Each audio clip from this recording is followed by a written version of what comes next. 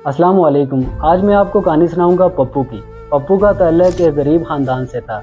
उसके बाप दादा के पास कोई प्रॉपर्टी, कोई बैंक बैलेंस नहीं था। उसने एक गरीब घराने में आंख खोली और जब उसने इस जमहूरी निज़ाम को समझने की कोशिश की तो उसने देखा कि इस निज़ाम में गरीब गरीब से गरीब तर होता जा रहा है और अमीर अमीर से अमीर तर होता जा रहा है। जब उसने होश संभाला और उसके अंदर सियासी शऊर बेदार हुआ तो उसने ये सोचा कि मैं इस निज़ाम के अंदर बहुत सारी इस्लाहात कर सकता हूँ।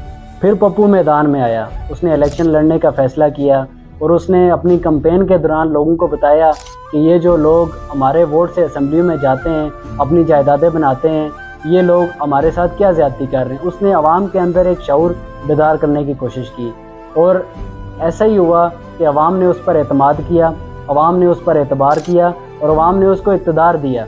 वो इलेक्शन जीत गया और वो असेंबली में पहुंच गया। लेकिन जो ही पप्पू असेंबली में पहुंचा तो लोगों ने देखा कि उसका लाइफस्टाइल टोटली चेंज हो चुका है। अब उसकी भी कोठियां बन रही हैं, अब उसके भी खानदान वाले कनाडा और लंदन जाके इलाज करवा रहे हैं। कि जो पप्पू इस निज़ाम को तब्दील करने के लिए इस निज़ाम का हिस्सा बना था, अब वही पप्पू, उसकी भी जायदादें बन रही हैं। पप्पू कोई मखसूस शख्स नहीं है, ये पप्पू तकरीबन हर हलके में मौजूद है, हर सूबे में मौजूद है, हर रियासत में मौजूद है।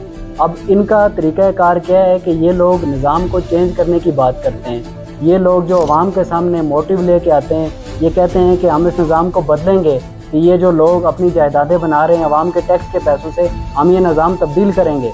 लेकिन जो ही ये इक़्तिदार में आते हैं, ये उस निज़ाम का हिस्सा बन जाते हैं। अब मेरी सियासी चमचों से ये गुजारिश है कि अपने पप्पू को डिफेंड करना छोड़ें। किसी ने किसी की कब्र में नहीं जाना, आप किसी की जगह पे कसम नहीं उठा सकते हैं। जो करप्शन है वो सीधे सीधे नज़र आती है। एक बंदा जिसके पास कल कुछ भी नहीं था, सियासत में आने से पहले कुछ भी नहीं था, आज उसके पास अगर करोड़ों अरबों रुपए हैं तो वो हक लाल का कमाया हुआ पैसा नहीं है, वो आवाम का ही लूटा हुआ पैसा है। ये निज़ाम ऐसे ही चलता रहेगा, ये निज़ाम कभी भी तब्दील नहीं होगा।